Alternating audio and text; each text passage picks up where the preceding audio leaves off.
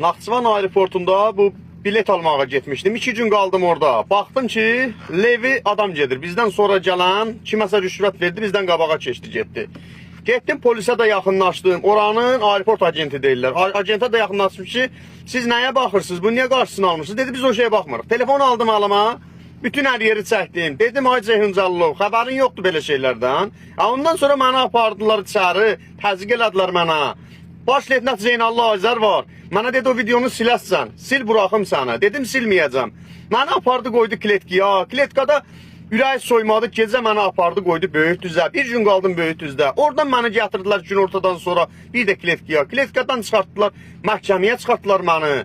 Məhkəmədə 4 dənə aeroport agenti üzümə durdu. Məni şərləyib qoydurmaq istədilər içəri. Sağ olsun Aslan bəy.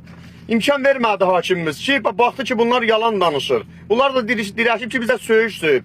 Aslan müəllim dedi, nə söyübdü? Dedi, heç nədir, sizi məhv eləyəcəm, qudurmuşsunuz siz. Heç Aslan müəllim videoda baxdı ki, heç ikisinə yaxınlaşmamışam. Hamısı dilbirləşib. İndi Allaha qurbanım. Allahın barmağı yoxdur ki, vasitə bundan gözünü çıxarda. Gələk, mən də qohumum yuxarılarda ola, mənim də vəzifəm ola, mən şikayətimə baxalar.